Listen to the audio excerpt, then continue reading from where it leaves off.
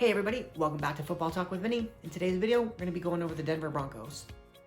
So obviously to get things started for the offseason, they had a couple of big decisions to make. First one was what are they going to do with Justin Simmons, who was a free agent that decided to franchise tag him and then eventually got a long-term deal. I think the next big one was with Von Miller, right?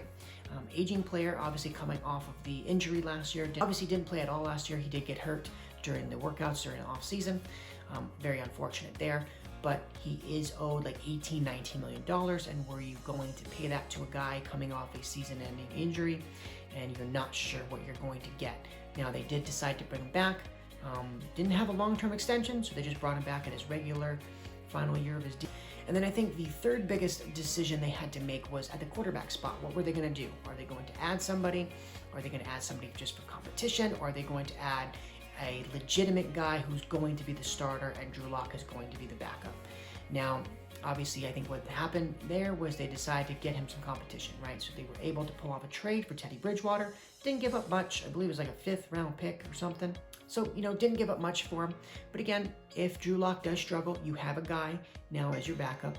You have a capable backup quarterback now, so you have a guy that if Drew Lock does struggle, you are more than comfortable putting him in for the rest of the season and knowing you're going to get capable starting quality quarterback play.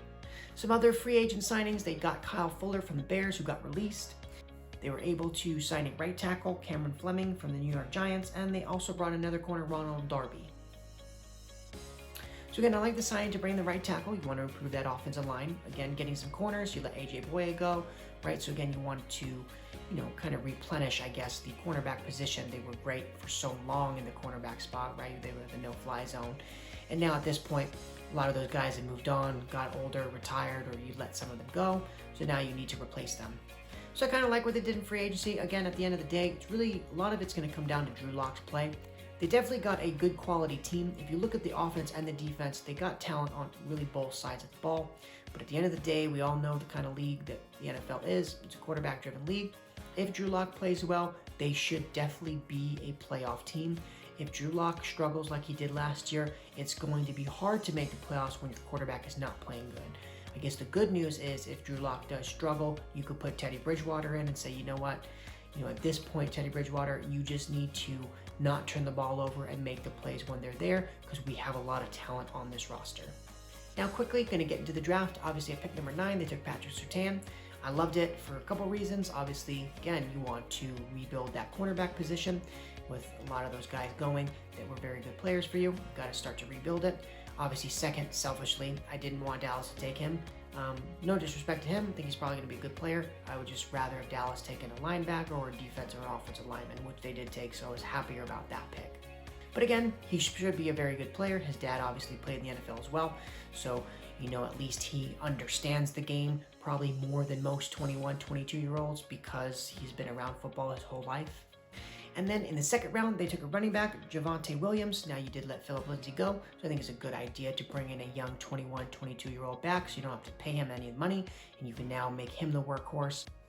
So, I really like that pick. Obviously, you still have Melvin Gordon, so you still have the guy who's probably going to be the starter, but, with the running back position, a lot of guys come in from the draft, 2nd, 3rd, 4th round picks, and they're instant starters right away. So if he does play that well, great, he's an instant starter. If not, if he needs a while to pick up the playbook or maybe struggling early on, you have an actual legit starter already. And then at pick 98, you took an offensive lineman, a guard, Quinn Minières. And again, love that pick as well. You want to improve that offensive line so you can not only protect whoever is the quarterback, whether it's Drew Lock or Teddy Bridgewater, but also open up some holes for the running back so you can do some play actions and get some guys wide open, make some easier throws for Drew Lock. Again, quickly, I'm just going to go over the rest of the draft because, again, I like to focus in on the top 100. Later round picks, it's really hard for them to even make the roster. So again, at this point, they're kind of just looking to contribute on special teams or even just maybe be rotational players. So at pick 105, you got Baron Browning, a linebacker. Pick 152, Caden Stearns, a safety. Pick 164, Jamar Johnson, another safety. Pick 219, Seth Williams, a wide receiver. Pick 237, Kerry Vincent, a cornerback. And then pick 239, a linebacker, Jonathan Cooper. Also one more at pick 253, Marquise Spencer, a defensive end. So there's a lot of really late round picks. So I think a lot of these guys might not even make the roster. But again, if you just focus on those top 3 picks, again, the top 100, took a cornerback to kind of shore up the back end of your defense. You already have two very good safeties. So again, you want to improve that cornerback position. You take a running back. You lost a running back, so at this point you don't have to pay him. And again, a lot of rookie running backs can come in and be Pro Bowl caliber right away. So if he is, it'll be like a steal of a pick. And then also with a third round pick, with getting the offensive lineman, again, you want to improve the offensive line. Again, you're trying to give Drew Lock every chance he can get to be successful, right? This is not like what the Jets did to Sam Darnold. The Denver Broncos are trying to give Drew Lock everything possible to be successful. You're starting to have a very good offensive line. You have a capable running back core, and you have so many young weapons, right? They are loaded at the wide receiver position and also tight end with Noah Fant. With that being said, we'll just get right into the regular season. Good transition there. I think this season's actually really going to depend on Drew Lock, right? I think their roster is capable of making the playoffs for sure, no doubt. But if Drew Lock struggles, it's going to be much more difficult to make the playoffs. Now, Drew Lock can play very well. They're going to be actually probably very tough for even Kansas City to beat because they have a very well-balanced roster. So to be on the conservative side, I'm going to probably project them to win anywhere from 7 to 10 games. Obviously, if they get closer to that 10-game wins, they're going to make the playoffs. I think even if Drew Lock doesn't show a lot of improvement, I think they're still a 6, 7, 8 win ball club because at the end of the day, they have a lot of talent on the defensive side of the ball. They still have a lot of talent on the offensive side. It's just going to be there may be a turnover or two that cost them a game or so here and there if Drew Lock plays bad. And now, as obviously for next year in terms of salary cap space wise, they have $10 million after signing their rookies this year, and for next year they're projected at $48 million. So next year, they're actually projected to be in the top 10 in cap space available.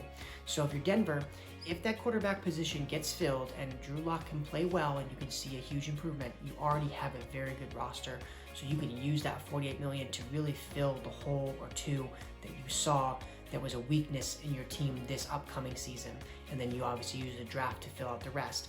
But even if worst case scenario, if Drew Lock doesn't work out and you want to really improve the quarterback position, you now have the cap space to trade for a guy like Deshaun Watson, or you can use a lot of your draft capital to trade up and try to make sure you secure the quarterback of the future. So I think Denver kind of has struggled over the last couple of years, right? Obviously from Peyton Manning retiring, you had those couple of years where you still had an elite defense, but your offense was really bad, and you just kind of were in that kind of like retooling phase. But I think they're kind of past it now. They have a very talented roster. I think they're definitely able to compete for a playoff spot this year. Again, it's just going to be about how well Drew Lock plays. But that's going to do it for the end of this video. If you did like the video, make sure to hit the like button. It does help out the channel. Also consider subscribing. It does help the channel as well. But that's going to do it for today's video. Thank you guys so much. Bye. Which transitions me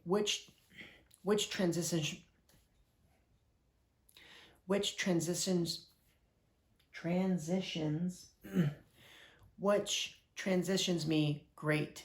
Had to slow that down.